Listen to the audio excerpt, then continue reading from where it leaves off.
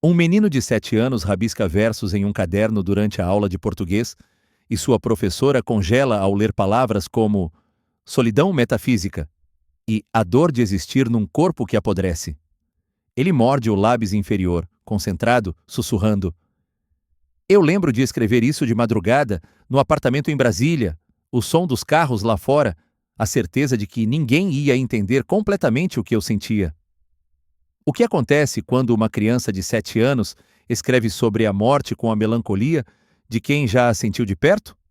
Como explicar que versos sobre amor, política e desencanto existencial saem da mente de alguém que deveria estar pensando em desenhos animados e futebol? Era uma manhã fria de março quando a neblina cobria Belo Horizonte como um cobertor cinza e pesado. Miguel Tavares, 7 anos, sentava na última fileira da sala de aula da escola municipal do bairro Savassi, seu caderno de caligrafia aberto sobre a carteira desgastada. Fernanda Tavares, funcionária pública da prefeitura, 37 anos, recebia uma ligação da coordenadora pedagógica pedindo que viesse urgentemente à escola. Dona Fernanda, preciso mostrar algo que seu filho escreveu, disse a professora Márcia, conduzindo-a até uma sala vazia. Sobre a mesa, o caderno de Miguel estava aberto. Mas não eram as palavras simples que a professora havia pedido para copiar. Era poesia densa, carregada de simbolismo e dor existencial impossível para aquela idade. Fernanda pegou o caderno com mãos trêmulas. As palavras dançavam na página com uma caligrafia infantil, mas o conteúdo era de uma complexidade adulta perturbadora. Que país é este onde a esperança morre antes de nascer? Estava escrito em letras tortas. Somos todos soldados de um exército que não escolhemos, marchando para um fim que já conhecemos. Seus olhos castanhos claros, quando Fernanda finalmente os encontrou na sala de aula, guardavam uma profundidade que atravessava sua alma como vidro se estilhaçando. Como se um oceano inteiro de experiências amargas habitasse aquele corpo pequeno e frágil. Miguel, filho, de onde você tirou essas palavras? Fernanda se agachou ao lado da carteira, sua voz saindo em um fio.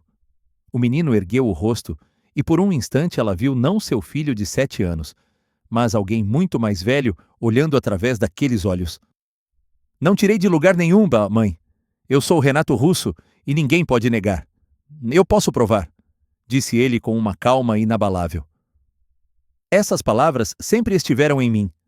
Eu lembro de cada verso que escrevi, quando a AIDS comia meu corpo por dentro, quando eu sabia que o tempo estava acabando, mas as palavras não paravam de vir. Eu lembro do Cazuza rindo comigo sobre a morte, dos shows onde eu fingia força que não tinha. Eu sinto falta de Brasília, mãe. Eu sinto tanta falta de poder gritar essas palavras num palco e ver que alguém entende. Fernanda sentiu o mundo girar. A xícara de café que a coordenadora havia lhe oferecido escorregou de suas mãos, estilhaçando-se no chão em 1000 pedaços. Seu filho de 7 anos, que aprendia a ler há apenas 2 anos, que ainda escrevia com erros de ortografia, acabara de mencionar a AIDS, Cazuza, Brasília, palcos, como se falasse de memórias reais e não de informações que uma criança absorveu em algum lugar. Mais do que isso, havia nos olhos dele uma dor antiga, uma saudade de algo que ele nunca deveria conhecer. E naquele momento, segurando o caderno com aqueles versos impossíveis, Fernanda compreendeu que a linha entre vida e morte, entre passado e presente, era muito mais tênue do que ela jamais imaginou. Nos dias que se seguiram àquela revelação na escola, a casa da família Tavares transformou-se num território de incertezas. Fernanda passava as madrugadas acordada, folheando biografias de Renato Russo, que havia comprado numa livraria do centro. Ricardo, seu marido, mecânico numa oficina da Avenida Afonso Pena, alternava entre ceticismo e uma inquietação crescente que o fazia observar o filho com olhos diferentes. Miguel continuava sendo uma criança em muitos aspectos. Brincava no quintal, assistia desenhos animados, reclamava de tomar banho. Mas havia momentos em que algo mudava nele, como se uma cortina se abrisse revelando alguém muito mais velho habitando aquele corpo pequeno. Nesses instantes, ele desenhava. Foi numa tarde de quinta-feira que Fernanda encontrou o filho no quarto, cercado por folhas de papel. Não eram desenhos típicos de criança. Miguel havia traçado com precisão perturbadora a planta de um apartamento. Cada cômodo estava meticulosamente identificado. A sala com sua janela específica, O quarto com a disposição exata dos móveis, até mesmo um pequeno escritório com uma mesa encostada numa parede específica. Miguel, o que é isso? Fernanda se ajoelhou ao lado do filho, sentindo o coração acelerar. O menino não levantou os olhos do desenho. Sua mão pequena seguia traçando linhas com uma segurança que não cabia naquela idade. É meu apartamento, o 113 Sul, em Brasília. A janela da sala dava para o eixo monumental. De manhã cedo, quando o sol nascia, a luz entrava de um jeito especial e iluminava exatamente aquela parede ali. Ele apontou para um espaço específico no desenho. Eu sentava naquela poltrona verde, a que ficava meio torta porque uma das pernas estava quebrada, e via os carros passando lá embaixo. Era ali que eu escrevia de madrugada quando não conseguia dormir. As palavras saíam com uma nostalgia palpável, como se ele estivesse descrevendo uma casa onde realmente vivera. Fernanda segurou o papel com mãos trêmulas. A precisão dos detalhes era desconcertante. Como uma criança de 7 anos sabia sobre apartamentos numerados no plano piloto de Brasília? Como conhecia a geografia urbana de uma cidade a mais de 700 quilômetros de distância? Naquela mesma noite, depois que Miguel adormeceu, Fernanda abriu o computador e começou a pesquisar. Seus dedos tremiam sobre o teclado enquanto digitava Apartamento Renato Russo, Brasília, 113 Sul. Os resultados que apareceram fizeram o ar escapar de seus pulmões. Ali estava, em sites de fãs da Legião Urbana, menções ao apartamento onde Renato vivera durante anos. O endereço batia exatamente com o que Miguel havia desenhado, mas era mais do que o endereço.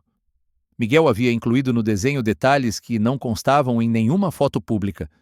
Um armário embutido numa parede específica, uma prateleira com discos de vinil numa disposição particular. Até mesmo a localização de uma tomada atrás de um móvel, detalhe que só alguém que vivera naquele espaço poderia conhecer. Ricardo chegou tarde da oficina e encontrou a esposa debruçada sobre o computador, o rosto iluminado pela luz azulada da tela. Quando ela lhe mostrou o desenho de Miguel ao lado das informações que havia encontrado, ele sentou-se pesadamente na cadeira da cozinha, passando as mãos pelo rosto. "Carla, isso não pode estar acontecendo!" murmurou ele, usando o apelido carinhoso que só empregava nos momentos mais íntimos. "Tem que ter uma explicação. Ele viu isso em algum lugar? Ouviu alguém falar?" "Onde, Ricardo? Onde ele teria acesso a essas informações?" A voz de Fernanda saiu mais alta do que pretendia. "Nós mal temos internet em casa. Ele nunca demonstrou interesse por Legião Urbana. Você lembra da última vez que tocou Faroeste Caboclo no carro? Ele pediu para desligar, disse que a música era chata." O silêncio que se instalou entre eles era denso, carregado de medo e perplexidade. Lá fora, o som distante de carros passando na avenida misturava-se ao latido de cachorros. A vida seguia seu curso normal para todos, menos para eles. Foi no sábado seguinte que aconteceu algo ainda mais perturbador. Tio Augusto, irmão mais novo de Ricardo e músico semiprofissional que tocava em bares da região, havia vindo almoçar com a família. Ele trouxera consigo seu violão, como sempre fazia, e depois da refeição começara a tocar algumas músicas na sala. Miguel estava brincando no chão com seus carrinhos quando o som das cordas encheu o ambiente. Ele parou imediatamente, a cabeça erguendo-se como um animal que farejou algo familiar. Levantou-se devagar e caminhou até onde Augusto estava sentado, os olhos fixos no instrumento. "Posso tentar?" A pergunta saiu tão baixa que Augusto quase não ouviu. O tio sorriu estendendo o violão. "Claro, sobrinho, mas cuidado, é delicado." O que aconteceu nos minutos seguintes deixou todos na sala completamente paralisados. Miguel pegou o violão e o posicionou no colo com uma familiaridade que não cabia em suas mãos pequenas. Seus dedos procuraram os trastes, tentando formar acordes que eram obviamente complexos demais para o tamanho de suas mãos. A frustração que surgiu em seu rosto era visceral, adulta. "Está errado", murmurou ele, as lágrimas começando a se formar. "Minhas mãos, elas são pequenas demais. Não consigo alcançar. Não consigo fazer o acorde de nona que eu sempre usava." Sua voz quebrou. "Eu sei como fazer. Eu sinto o som na minha cabeça, mas meus dedos não alcançam." Augusto trocou um olhar alarmado com Ricardo. "Miguel, que acorde você está tentando fazer?" O menino tentou explicar. sua voz embargada pela frustração. Começou a cantarolar algo, uma melodia melancólica em tom menor que nenhum deles reconheceu. Era triste e bonita, com progressões harmônicas que soavam maduras, elaboradas. Depois de alguns versos, ele parou abruptamente. Essa música nunca foi gravada, disse Miguel, enxugando as lágrimas com as costas da mão. Eu escrevi ela em 1994, mas nunca toquei para ninguém. Chamava Solidão Urbana. Começava em Ré menor e ia para Fá. Tinha uma ponte em Lá menor. Eu lembro de cada nota. Augusto sentiu um arrepio percorrer sua espinha. Ele conhecia bem a discografia da Legião Urbana. Era fã desde adolescente. Jamais havia ouvido aquela melodia. Mas o mais perturbador era a forma como Miguel a cantara, com pausas e ênfases que lembravam exatamente o estilo de Renato Russo. A melancolia na voz, mesmo sendo infantil, carregava algo que transcendia a idade. Você pode cantar de novo? Augusto pegou seu celular, as mãos tremendo. Preciso gravar isso. Miguel assentiu e recomeçou. Desta vez, Augusto captou tudo. A melodia, as palavras que falavam sobre solidão existencial e o vazio das cidades grandes, a forma única como o menino respirava entre as frases, criando pausas dramáticas exatamente como Renato fazia. Quando terminou, o silêncio na sala era absoluto. Fernanda tinha a mão sobre a boca, os olhos marejados. Ricardo estava pálido, encostado na parede como se precisasse de apoio físico para não cair. Augusto segurava o celular com força, como se fosse a única âncora na realidade. Eu preciso mostrar isso para alguém, disse Augusto finalmente, sua voz rouca. Tenho um amigo que trabalhou como técnico de som no estúdio Nas Nuvens, onde a Legião gravava. Se alguém pode dizer se isso é real ou não, é ele. Nos dias seguintes, Miguel continuou revelando detalhes impossíveis. Ele desenhava pessoas que dizia serem do círculo de convivência de Renato Russo, mas que nunca apareceram em fotos públicas. Uma tarde, desenhou um homem baixo, com cabelos cacheados ruivos, usando uma jaqueta de couro marrom. Esse era o Herbert Júnior, disse Miguel, legendando o desenho com uma caligrafia infantil. Ele tocou baixo comigo em 1983, antes de formar a Legião Direito. Era muito bom, mas bebia demais. A gente ensaiava num porão que cheirava a mofo e cigarro. Fernanda fotografou o desenho e postou discretamente num grupo de Facebook, dedicado à história da Legião Urbana, perguntando se alguém conhecia aquela pessoa. A resposta veio em menos de 24 horas. Sim, Herbert Júnior havia sido baixista numa das formações iniciais da banda, antes de ela se tornar nacionalmente conhecida. Era uma informação obscura, conhecida apenas por fãs mais dedicados que pesquisavam a história inicial do grupo.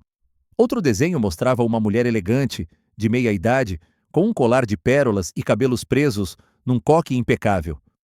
Flávia da Emi Odeon, Miguel havia escrito embaixo. Ela sempre cheirava a perfume caro e era meio rígida, mas defendia nossas músicas quando os executivos queriam mudar as letras. Novamente a informação se mostrou correta. Flávia Figueiredo havia sido uma executiva da gravadora que trabalhara diretamente com a Legião Urbana nos primeiros anos. Seu nome raramente aparecia em entrevistas ou documentários. O mais perturbador veio numa manhã de domingo. Miguel acordou e foi direto para a cozinha, onde Fernanda preparava o café. Ele se sentou à mesa e, sem dizer palavra, começou a desenhar um carro. Um Fusca azul claro, com detalhes específicos que só alguém que conhecera aquele veículo particular poderia saber. Um amassado pequeno no para-choque traseiro. Um adesivo desbotado no vidro de trás. Era meu primeiro carro, disse Miguel ainda desenhando. Comprei ele em 1982, com o dinheiro das primeiras apresentações. O motor fazia um barulho esquisito quando esquentava muito, mas eu gostava dele. Me levou para tantos lugares.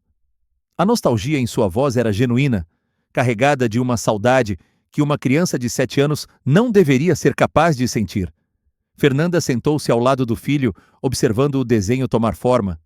Cada linha traçada com cuidado, cada detalhe acrescentado com precisão de memória. Filho, ela começou, a voz cuidadosa. Como você sabe todas essas coisas? Miguel parou de desenhar e a encarou. Seus olhos castanhos, sempre tão expressivos, pareciam carregar décadas de experiência. Eu não sei como sei, mãe. Eu só sei. É como. É como se tivesse duas pessoas dentro de mim. O Miguel que brinca e vai para a escola, e o Renato que lembra de tudo. Às vezes elas se misturam e fica confuso. Eu fico triste sem saber por quê. Ou eu ouço uma música e começo a chorar porque ela me lembra de coisas que o Miguel nunca viveu. Mas o Renato viveu? Lágrimas começaram a escorrer pelo rosto do menino. Eu sinto falta de coisas que não fazem sentido. Sinto falta de Brasília, de palcos, de noites escrevendo até o sol nascer. Sinto falta de pessoas que morreram antes de eu nascer. Como isso é possível, mãe? Como eu posso sentir falta de uma vida que não foi minha? Fernanda o puxou para um abraço apertado, sentindo o corpo pequeno tremer contra o seu. Não tinha respostas. Não tinha explicações que fizessem sentido. Tudo o que podia fazer era segurar seu filho, enquanto ele chorava lágrimas que pareciam vir de duas vidas diferentes. Quando Augusto voltou na semana seguinte, trazia notícias que fariam tudo escalar ainda mais. Seu amigo, o técnico de som que trabalhara no estúdio Nas Nuvens, havia ouvido a gravação da melodia que Miguel cantara. Passou 3 dias analisando, comparando com os arquivos que ainda possuía das sessões da Legião Urbana. Fernanda, Ricardo, disse Augusto, sentando-se na sala com uma expressão que misturava excitação e medo. Meu amigo disse que a melodia tem todas as características do estilo de composição do Renato. As progressões harmônicas, a forma como as notas se conectam, até o tipo de letra. Ele disse que ou alguém estudou profundamente o método de composição do Renato e conseguiu replicar perfeitamente, ou... Ele parou, engolindo em seco. Ou Miguel realmente tem acesso a memórias que não deveriam existir mais. Foi nesse momento que Ricardo tomou uma decisão. Pegou o caderno onde Miguel escrevera os primeiros versos que assustaram a professora, juntou os desenhos, pegou o celular de Augusto com a gravação da música e disse: "Precisamos de ajuda profissional. Isso está além da gente." Fernanda concordou com um aceno de cabeça. Mas ajuda de quem?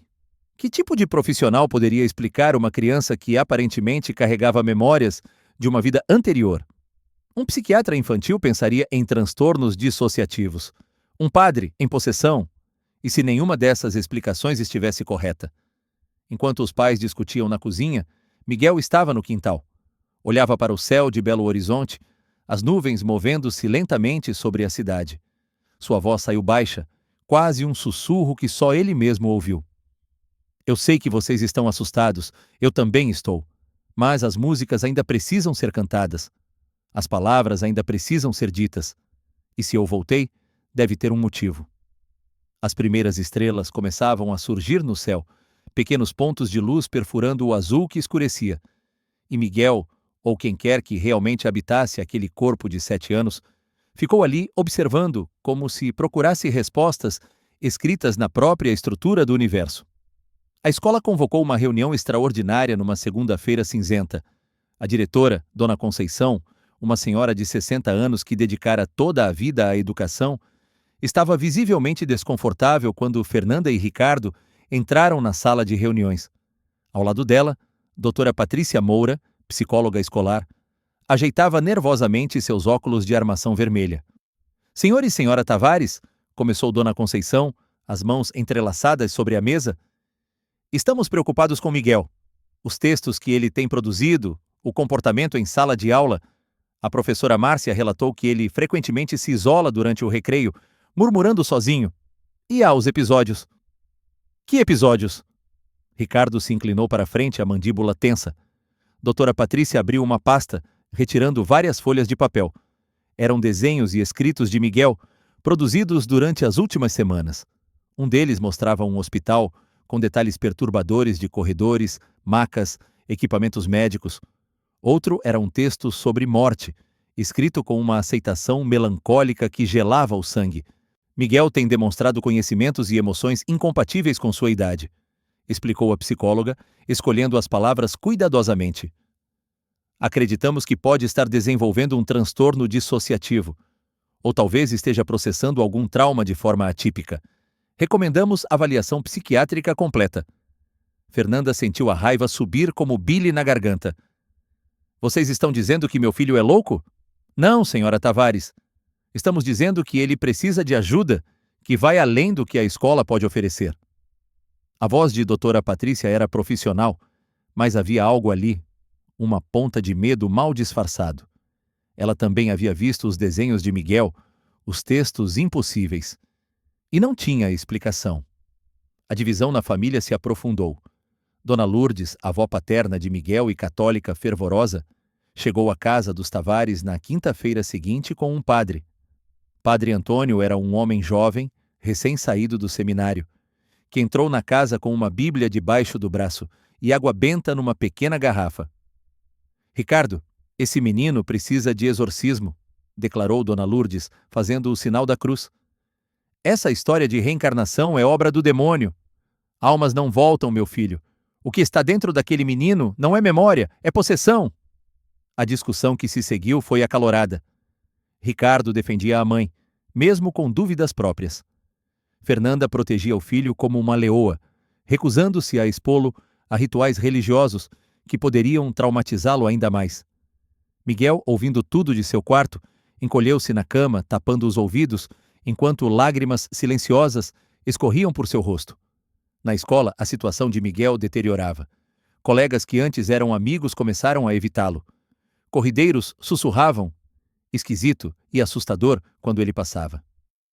Durante o recreio, Miguel sentava-se sozinho debaixo de uma árvore no pátio, desenhando ou escrevendo em seu caderno, construindo um mundo onde não era julgado pela impossibilidade que carregava. Foi Tiago, um garoto do 8º ano conhecido por ser valentão, quem precipitou o incidente que mudaria tudo. Ele arrancou o caderno das mãos de Miguel durante o intervalo e começou a ler em voz alta, zombando: "Ouçam só, o maluco acha que é cantor de rock, a solidão é minha única companheira fiel, que brega!" Miguel levantou-se devagar, os olhos fixos em Tiago, e quando falou, sua voz saiu diferente, mais grave, carregada de uma autoridade que fez todos ao redor silenciarem. "Você não entende porque nunca sentiu. Nunca ficou acordado de madrugada sabendo que está morrendo, que cada respiração dói, que as pessoas que você ama vão te esquecer. Nunca teve que transformar essa dor em música só para conseguir aguentar mais um dia." O silêncio no pátio era absoluto. Tiago deixou o caderno cair, pálido, dando passos para trás. Algo no olhar de Miguel o havia aterrorizado, como se por um instante ele tivesse visto não uma criança, mas um fantasma olhando através daqueles olhos. A notícia do menino estranho começou a vazar para além dos muros da escola. Um repórter de um jornal local ligou para a casa dos Tavares pedindo entrevista. Um youtuber de conteúdo paranormal apareceu na porta, câmera em punho, querendo gravar um vídeo. Um grupo espírita de Belo Horizonte enviou carta, oferecendo apoio espiritual para o médium. A vida da família tornou-se um circo involuntário. Foi Augusto quem trouxe a solução. Ele conhecia Paulo Henrique Santos, um homem de 50 e poucos anos que dedicara 2 décadas a pesquisar e escrever a biografia definitiva da Legião Urbana. Paulo era respeitado na comunidade de fãs, conhecido por seu rigor factual e por ter acesso a arquivos e informações que poucos possuíam. "Deixa eu levar o Miguel para conhecer esse cara", sugeriu Augusto numa noite de domingo. "Se alguém pode confirmar ou desmentir o que o menino sabe, é o Paulo. Ele tem material que nunca foi publicado, fotos de arquivo pessoal da família Russo, gravações de ensaios. Se Miguel identificar coisas dessas, aí a gente sabe que tem algo real acontecendo." Fernanda e Ricardo hesitaram, mas concordaram. 3 dias depois, eles estavam num apartamento no bairro Savassi, repleto de prateleiras com discos de vinil, cartazes emoldurados da Legião Urbana e pilhas de documentos organizados meticulosamente. Paulo os recebeu com cortesia cética, os olhos experientes de quem já vira muitos fãs delirantes tentando se apropriar da memória de um ídolo. "Então você é o Miguel", disse Paulo, agachando-se para ficar na altura do menino. "Seu tio me contou umas histórias interessantes sobre você." Miguel o estudou em silêncio por um momento. Então, para a surpresa de todos, sorriu. "Você é o cara que vive procurando os cadernos de letra que eu escondi no apartamento de Brasília? Tem um que você nunca achou. Está debaixo da tábua solta no fundo do guarda-roupa do quarto menor. Tem letras de Monte Castelo antes de eu decidir incluir o trecho de Camões." O silêncio que se seguiu foi denso. Paulo sentiu o sangue gelar nas veias. Ele de fato procurara por anos cadernos perdidos de letras do Renato. E havia rumores, nunca confirmados, sobre uma tábua solta num dos apartamentos. Mas essa informação estava em documentos privados que ele obtivera diretamente da família Russo, sob acordo de confidencialidade. Documentos que nunca foram publicados ou compartilhados. Como você sabe disso? A voz de Paulo saiu rouca. Porque eu coloquei lá, em 1991, antes de me mudar. Queria que ficasse algo escondido, algo que só eu soubesse. Uma cápsula do tempo, sabe? Miguel falou com naturalidade desconcertante. Paulo precisou se sentar. Com mãos trêmulas, foi até uma caixa arquivadora e dela retirou um envelope pardo. Dentro havia fotografias antigas, não publicadas, da época inicial da Legião Urbana. Eram imagens de arquivo pessoal, que ele obtivera diretamente de pessoas próximas à banda. Espalhou as fotos sobre a mesa. Miguel, você reconhece alguém nestas fotos? O menino aproximou-se da mesa e começou a examinar as imagens. Seus dedos pequenos pairavam sobre cada foto antes de pousar, como se estivesse sentindo memórias através do papel fotográfico. Parou em uma específica, mostrando um bar com mesas de madeira e paredes escuras. Na foto, um grupo de pessoas ria, mas a imagem estava desfocada demais para identificar feições claramente. Esse é o Bar Eclipse, disse Miguel apontando. Ficava na L2 Sul, em Brasília. O Carlinhos era o dono, um cara baixinho, meio barrigudo, sempre de camisa xadrez. Ele fazia o melhor sanduíche de pernil da cidade e nunca cobrava quando a gente estava sem dinheiro. Esse dia da foto, Miguel fechou os olhos, como se estivesse acessando um arquivo distante. Foi quando a gente comemorou a assinatura do contrato com a EMI, outubro de 1985. Eu bebi demais e dormi na mesa. Paulo verificou suas anotações freneticamente. O Bar Eclipse era real, assim como Carlinhos, o dono, e a data batia exatamente. Mas aquela foto específica, vinda de um arquivo pessoal de um fotógrafo falecido, mostrava apenas sombras e silhuetas. Como Miguel podia identificar detalhes que nem mesmo Paulo conseguia confirmar visualmente? Ele pegou outra foto. Esta mostrava uma mulher de meia idade, sorrindo discretamente para a câmera. Tinha cabelos castanhos presos num rabo de cavalo e usava um cardigan bege. Você conhece essa pessoa? Miguel olhou e seu rosto se iluminou. Helena Cristina Vargas, ela era bibliotecária na UNB. Foi quem me apresentou Rimbaud, Verlaine. Toda a poesia francesa que influenciou minhas letras. Ela sempre cheirava a lavanda e tinha uma voz bem baixinha. Uma vez eu estava mal, muito mal mesmo, pensando em desistir de tudo, e ela me deu um livro de Clarice Lispector dizendo que a tristeza também pode ser bonita quando transformada em arte. Paulo sentiu lágrimas brotarem involuntariamente. Helena Vargas havia falecido em 2001. Era uma figura conhecida apenas por algumas pessoas próximas a Renato, mencionada em pouquíssimos documentos. A fotografia que Paulo possuía viera diretamente de um álbum pessoal da falecida bibliotecária, obtido através de sua filha apenas semanas antes. Miguel não poderia ter acesso àquela imagem em lugar nenhum. Meu Deus, murmurou Paulo passando as mãos pelo rosto. Isso não pode estar acontecendo. Mas estava acontecendo. E nos dias que se seguiram, Paulo submeteu Miguel a testes cada vez mais rigorosos. Mostrou gravações de ensaios nunca lançados.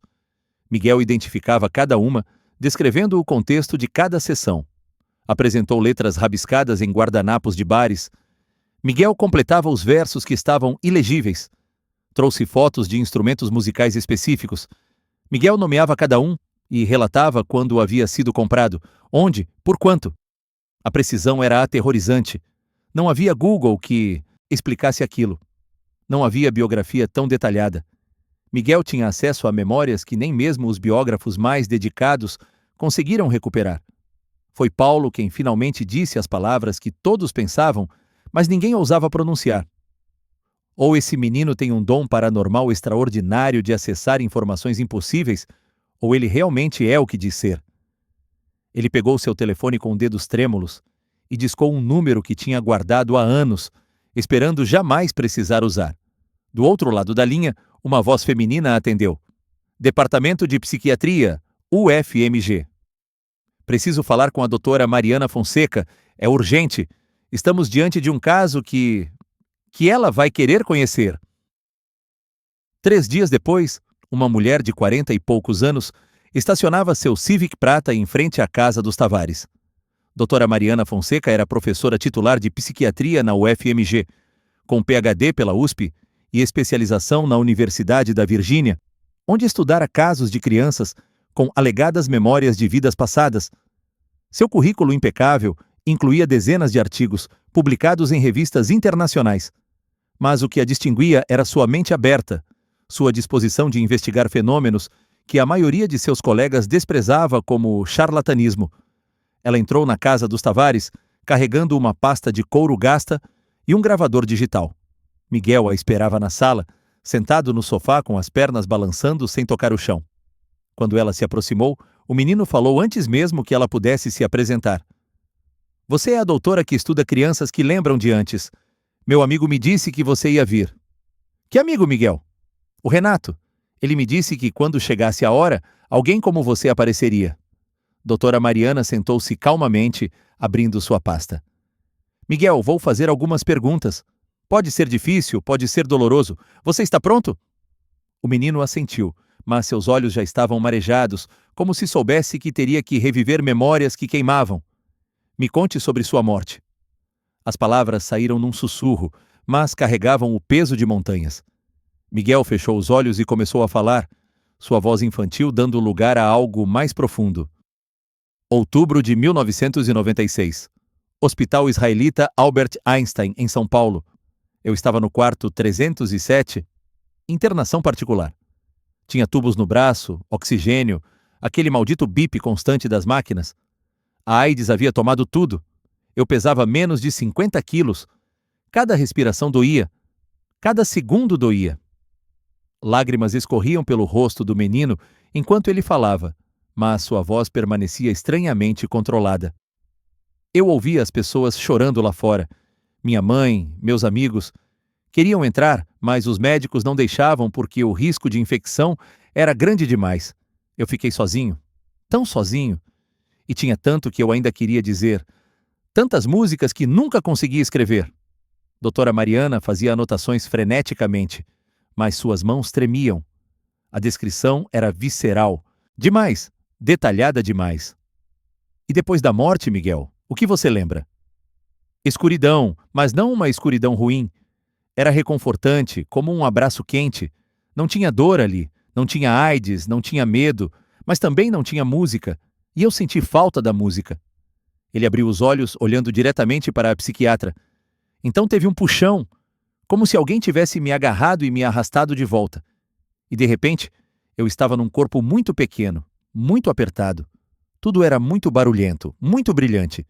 Eu gritei, mas o som que saiu era de bebê. E aí eu entendi.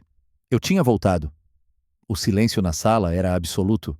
Até o ar parecia ter parado de circular. Doutora Benha, Mariana olhou para Fernanda e Ricardo, vendo o mesmo choque refletido em seus rostos. Miguel, você sabe por que voltou? O menino pensou por um longo momento. As músicas. Sempre foram sobre as músicas. Elas não terminaram, e acho que tinha pessoas que ainda precisavam ouvi-las. Mensagens que não conseguia entregar da primeira vez. Segunda chance, sabe? Doutora Mariana conduziu então o protocolo padrão que desenvolveu ao longo de anos de pesquisa. Perguntas sobre detalhes verificáveis da vida de Renato Russo. Datas, nomes, locais específicos. Miguel respondeu a todas sem hesitar, mas o que mais impressionava não era apenas o conhecimento factual. Era a emoção que vinha junto. A forma como sua voz mudava ao falar de certas pessoas. O brilho nos olhos ao mencionar shows específicos. A tristeza ao lembrar de amigos perdidos. Ela apresentou então objetos pessoais que havia conseguido emprestar do acervo particular da família Russo através de contatos acadêmicos. Um par de óculos Ray-Ban específico. Miguel o pegou com reverência. Usei esses no show de São Paulo, 1988, ginásio do Ibirapuera. A lente esquerda estava arranhada porque caiu no chão do camarim e alguém pisou sem querer. Mas eu gostava do defeito. Fazia a luz criar halos interessantes quando olhava para os holofotes. Ela trouxe fotos de locais específicos de Brasília em ângulos incomuns, sem identificação. Miguel descreveu cada um, acrescentando detalhes que não existiam mais. Aqui era a padaria na 109 Sul. Eles faziam pão de queijo que eu sempre comprava de manhã cedo. E aqui, essa banca de jornal, o dono se chamava Seu Manuel. Tinha só uma perna e sempre me guardava os jornais de domingo porque sabia que eu gostava de fazer palavras cruzadas. Cada detalhe verificável se confirmava. E aqueles que não podiam ser verificados tinham a marca inequívoca de memórias reais, repletas de pequenos detalhes sensoriais que ninguém inventaria. Cheiros, temperaturas, emoções específicas. No terceiro dia de avaliação, doutora Mariana trouxe algo que mantivera em segredo. Um envelope lacrado que lhe fora confiado pela família Russo especificamente para este tipo de teste. Dentro havia uma carta manuscrita de Renato para um amigo próximo, escrita em 1995, um ano antes de sua morte. A carta nunca fora publicada. Falava sobre o medo da morte, sobre arrependimentos, sobre palavras não ditas. Ela quebrou o lacre na frente de todos e entregou a carta a Miguel. O menino a leu em silêncio, lágrimas começando a escorrer cada vez mais rápido. Quando chegou ao fim, soluçava. Eu escrevi isso, disse ele entre soluços. Lembro da caneta azul que usei, do papel timbrado que peguei num hotel de shows. Tinha acabado de sair da consulta médica. Estava chovendo. Era terça-feira à noite e eu me sentia tão vazio, tão assustado. Doutora Mariana verificou suas anotações. A carta estava datada numa terça-feira. Registros hospitalares confirmavam consulta naquele dia, mas havia algo mais. Miguel, esta carta tem 2 páginas. A segunda se perdeu. Você se lembra do que estava escrito nela? O menino fechou os olhos. Eu falava sobre como tinha medo de ser esquecido. Não a música, mas eu, a pessoa. Tinha medo de virar só um pôster na parede, uma foto antiga. Queria que as pessoas lembrassem que eu chorava quando assistia filmes tristes, que eu adorava sorvete de limão, que tinha medo de altura, mas adorava andar de avião porque podia ver as nuvens de perto. Coisas simples, coisas humanas. Não havia como verificar se o conteúdo estava correto, mas a emoção era autêntica demais para ser fingida. Doutora Mariana, com 3 décadas de experiência clínica, sabia reconhecer atuação. E aquilo não era atuação. Era memória genuína, dolorosa, vazando através das barreiras do tempo e da morte. Ela pegou seu telefone e fez uma chamada internacional. Dr. Jim Tucker, da Universidade da Virgínia, era o maior especialista mundial em casos de reencarnação responsiva. Quando ela explicou o caso de Miguel, houve um longo silêncio do outro lado da linha. Mariana, você tem certeza das validações? Absoluta. Este pode ser o caso mais documentado que já encontrei. Preciso conhecê-lo. Vou arranjar uma videoconferência para esta semana. 3 dias depois, numa sala improvisada na UFMG, Miguel sentava-se diante de uma tela grande, onde aparecia o rosto gentil do Dr. Tucker. O pesquisador americano passou 2 horas fazendo perguntas meticulosas, testando cada detalhe. Miguel respondeu 47 das 50 perguntas com precisão total. As 3 que errou eram sobre eventos que Renato Russo não poderia ter presenciado, pois ocorreram após sua morte. Uma confirmação adicional de que as memórias eram genuínas, não informações absorvidas posteriormente. Força evidencial nível 5, declarou o Dr. Tucker no final. O nível mais alto da nossa escala. Este é um dos casos mais robustos que já documentamos. Gostaria de convidar Miguel para estudos presenciais nos Estados Unidos. A notícia se espalhou. CNN, BBC, El País, todos queriam a história. Mas foi quando as câmeras se voltaram para o Brasil que algo inesperado aconteceu. Alguém da família Russo finalmente respondeu. Giuliano Manfredini, tecladista da Legião Urbana durante anos cruciais da banda, enviou uma mensagem através de seu empresário. Queria conhecer Miguel. O encontro que mudaria tudo estava prestes a acontecer. O Memorial da América Latina erguia-se contra o céu cinza de São Paulo como um monumento à memória coletiva. Era um sábado de maio e a escolha do local não era coincidência. A Legião Urbana havia tocado ali várias vezes, em noites que ficaram gravadas na história do rock brasileiro. Se existia um lugar onde o passado e o presente de Renato Russo poderiam se encontrar, era ali. Giuliano Manfredini chegou cedo. Aos 60 e poucos anos, cabelos grisalhos caindo sobre os ombros, ele carregava o peso de décadas de música e a dor de ter perdido amigos demais. Conhecera Renato na juventude, dividira palcos e estúdios, testemunhara a ascensão e a queda. E agora estava ali, prestes a encontrar uma criança que afirmava ser seu velho amigo renascido. Se ele realmente é o Renato, vai saber coisas que só nós sabíamos, murmurou Juliano para a doutora Mariana, que coordenava o protocolo de observação. Segredos que levei comigo até hoje. A equipe havia se posicionado discretamente. Câmeras científicas documentariam cada segundo, mas mantidas a distância suficiente para não intimidar. A imprensa fora deliberadamente excluída. Aquele momento era sagrado demais para ser manchete sensacionalista. Quando o carro com Miguel, Fernanda e Ricardo estacionou, Juliano observou de longe. O menino saiu devagar, olhando ao redor com expressão que misturava nervosismo e algo mais profundo, reconhecimento. Seus olhos percorreram a arquitetura familiar como quem revê um lugar amado após longa ausência. Juliano começou a caminhar em direção ao grupo, mantendo distância, apenas observando. Miguel brincava com uma pedra no chão, aparentemente distraído. Mas então, subitamente, sua cabeça se ergueu. Seus olhos encontraram os de Juliano através da praça aberta. E ele correu. Correu com toda a velocidade que suas pernas, de 7 anos, permitiam. Uma corrida descoordenada e urgente. Quando chegou a poucos metros de Juliano, parou abruptamente, ofegante, e sorriu. Um sorriso que tinha décadas de saudade comprimidas. Juliano, você deixou o cabelo crescer? Fica melhor assim. Você sempre disse que ia deixar, mas nunca tinha coragem porque a gravadora achava que roqueiro tinha que ter cabelo curto. Juliano sentiu o chão balançar sob seus pés. Ele havia de fato cortado o cabelo curto durante todos os anos da Legião, a pedido dos executivos. Só deixara crescer após a morte de Renato numa espécie de rebeldia tardia.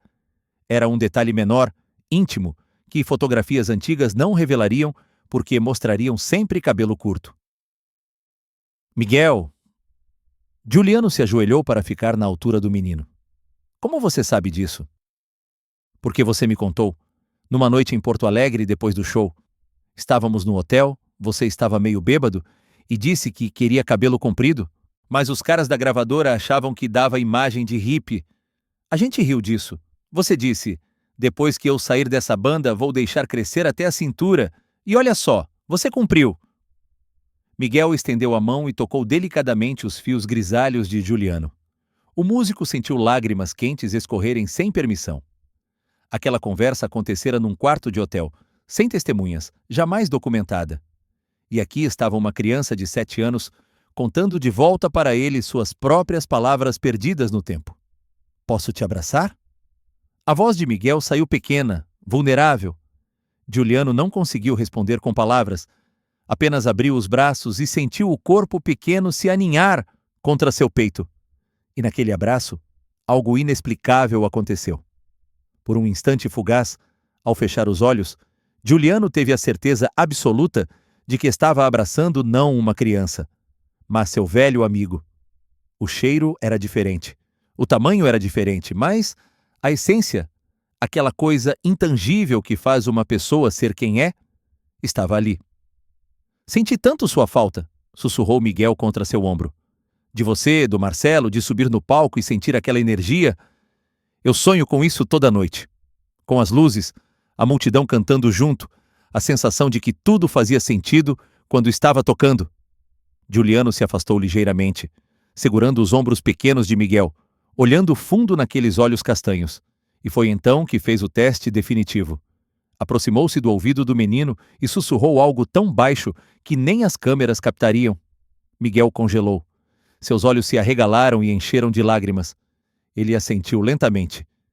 Juliano se afastou, pálido, as mãos tremendo. Virou-se para a doutora Mariana e disse com voz estrangulada. Era nosso código. Quando um de nós estava mal durante os shows, prestes a colapsar por exaustão ou emoção, batia 3 vezes discretamente no ombro do outro. Significava preciso sair do palco urgente. Nunca contamos isso para ninguém, era só entre eu e o Renato. E esse menino... Ele acabou de confirmar, com detalhes, com a frequência exata das batidas. O silêncio que se instalou entre todos os presentes era denso como neblina. Doutora Mariana fazia anotações freneticamente, mas suas mãos tremiam tanto que a caligrafia saía ilegível. Fernanda e Ricardo se abraçavam, chorando silenciosamente. Tem um teclado aqui dentro? Miguel apontou para o prédio principal do memorial. Tem, no auditório, respondeu alguém da equipe. Posso tocar algo? Para ele. Miguel olhou para Juliano. Minutos depois, estavam no auditório vazio. Um piano elétrico havia sido ligado. Miguel subiu no banquinho, seus pés nem chegando aos pedais, e posicionou as mãos sobre as teclas. Eram mãos pequenas demais, infantis, mas quando começaram a se mover, algo mudou. As notas iniciais de Ainda é cedo encheram o espaço, mas não era a versão conhecida. Era um arranjo diferente, mais lento, mais melancólico. As harmonias eram mais complexas, com modulações que a versão gravada não tinha. Juliano sentou-se numa cadeira do auditório, o corpo inteiro tremendo. Essa versão, eu conheço essa versão. Você tocou para mim no último ensaio antes do hospital. Disse que era como a música deveria ter sido gravada, mas não tivemos tempo.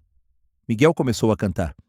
A voz era infantil, aguda demais, mas a forma de frasear era inconfundível. As pausas dramáticas, a ênfase em certas palavras, a emoção que sangrava em cada nota. Era a voz de uma criança cantando com a alma de Renato Russo. Lágrimas escorriam pelo rosto de Juliano em torrentes silenciosas. Quando a música terminou, ele se levantou e caminhou até o piano, colocando as mãos sobre os ombros de Miguel. É você. Eu não sei como, não sei porquê. Não entendo nada disso, mas é você, Renato. Eu sinto. Todo o meu ser sente. Miguel virou-se no banquinho, olhando para cima. Eu voltei diferente, Juliano. Mais novo, mais fraco. Esse corpo ainda não sabe fazer metade do que eu lembro. Mas as músicas ainda estão aqui dentro. Ele bateu no peito pequeno.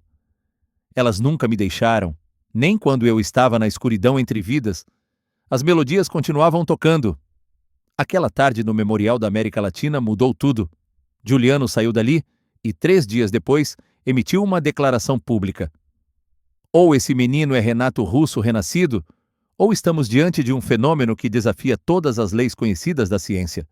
Como músico que tocou ao lado de Renato por anos, testifico que há algo nesta criança que transcende a explicação racional. Ele conhece coisas que ninguém mais sabe. Ele toca e canta de formas que não podem ser aprendidas, apenas vividas. A declaração explodiu na mídia. Marcelo Bonfá, baterista lendário da Legião, pediu um encontro. Dado Villa-Lobos, ainda lidando com a dor da perda do amigo, recusou-se a comentar dizendo apenas: se for real, é doloroso demais. Se for falso, é cruel demais. Prefiro o silêncio.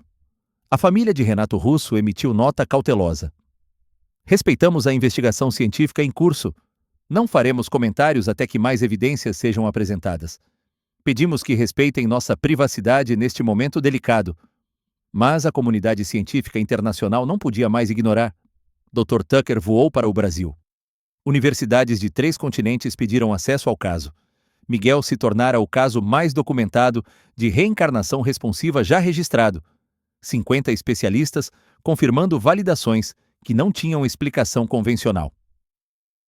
6 meses depois do encontro com Juliano, Miguel sentava-se no consultório de doutora Mariana para uma sessão de acompanhamento. Ele havia crescido um pouco, mas ainda era claramente uma criança. Desenhava enquanto conversava, traços cada vez mais definidos. Como você está se sentindo, Miguel? Confuso, admitiu ele, sem parar de desenhar. Às vezes sou só o Miguel. Gosto de jogar videogame, assistir desenho, brigar com meu pai porque ele não me deixa ficar acordado até tarde. Mas aí tem dias que eu acordo e tudo pesa. Lembro de coisas que o Miguel não viveu. Sinto saudades de pessoas que morreram antes de eu nascer. É como ser 2 pessoas ao mesmo tempo. Isso te assusta? Miguel parou de desenhar e pensou. Não. Acho que estou começando a entender. Eu voltei porque tinha coisas inacabadas. Músicas que não escrevi. Palavras que não disse. Talvez essa seja a minha segunda chance de fazer certo.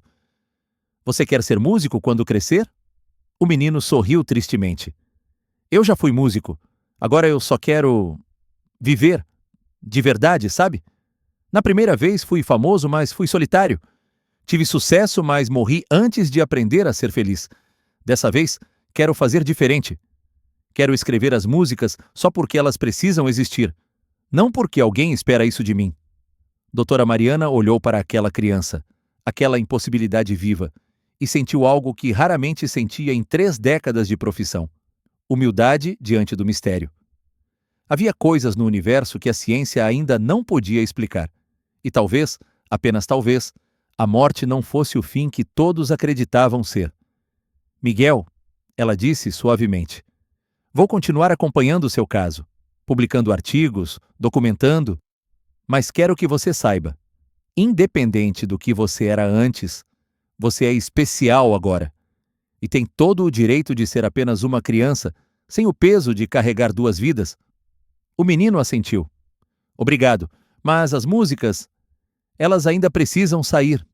Tem versos na minha cabeça que acordam comigo de manhã. Prometo para elas que um dia vou deixar sair. Hoje, a casa dos Tavares voltou a uma rotina que se assemelha ao normal. Miguel frequenta a escola, brinca com amigos, tem boas notas em matemática e péssimas em educação física. Mas 2 vezes por semana, ele se tranca no quarto com um violão adaptado para suas mãos pequenas e escreve. As canções que nascem dali são guardadas num caderno especial, protegidas por uma capa de couro gasto. Algumas soam como continuações naturais do trabalho da Legião Urbana. Outras são completamente novas, mas carregam aquela melancolia filosófica característica, aquele jeito único de transformar dor existencial em poesia que toca a alma. Fernanda, que aprendeu a aceitar a impossibilidade de seu filho, às vezes entra no quarto e o encontra chorando sobre o caderno. São lágrimas boas, mãe, ele sempre diz. São as palavras que finalmente estão encontrando o caminho para fora. Ricardo aprendeu a não fazer perguntas. Apenas aperta o ombro do filho quando passa e sussurra. Estou orgulhoso de você. De quem quer que você seja.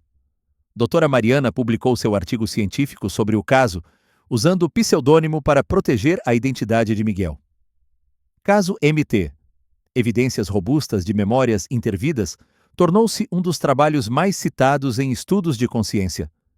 Reacendeu debates globais sobre alma, continuidade da consciência, o verdadeiro significado de morte. E Miguel? Ele continua sendo uma criança que carrega uma vida inteira de memórias impossíveis. Nos bons dias, as 2 vidas coexistem pacificamente. Nos dias difíceis, a dor de existir em um corpo que não é o original pesa como correntes. Mas ele escreve. Sempre escreve. Morrer não é o fim, ele disse certa vez para Juliano, durante um encontro meses depois do primeiro. É só trocar de corpo, as músicas continuam. O amor continua. Tudo o que realmente importa continua. Juliano guardou essas palavras como um talismã. E às vezes, tarde da noite, quando está sozinho em seu estúdio caseiro, ele toca as velhas músicas da Legião. E por um instante ele jura que ouve uma segunda voz cantando junto. Infantil, desafinada, mas inconfundivelmente real. O céu sobre Belo Horizonte está claro nesta noite. Miguel está em seu quarto olhando pela janela para as estrelas que brilham entre os prédios. Seu caderno está aberto no colo, uma canção pela metade esperando ser terminada. E se a morte for apenas uma pausa entre capítulos? Ele escreve. E se tudo o que somos, memórias, talentos, amores, voltasse em outro corpo esperando ser redescoberto? São perguntas para as quais não há respostas fáceis, mas talvez, pensa Miguel fechando o caderno, as melhores perguntas sejam exatamente aquelas que não podem ser respondidas, apenas vividas. Lá fora, a cidade respira seu ritmo noturno. E em algum lugar dessa mesma cidade, outras crianças talvez carreguem seus próprios impossíveis, suas próprias vidas anteriores pulsando silenciosamente sob a superfície do agora. A história de Miguel não termina aqui. Está apenas começando. E as músicas que ele escreverá, as palavras que ainda não disse, continuam esperando pelo momento certo de nascer. Porque algumas almas, parece, são grandes demais para serem contidas por uma única vida, e o amor pela música, pela verdade, pela beleza que transcende a dor, esse tipo de amor não conhece os limites de corpo, tempo ou morte. Ele simplesmente volta e continua cantando,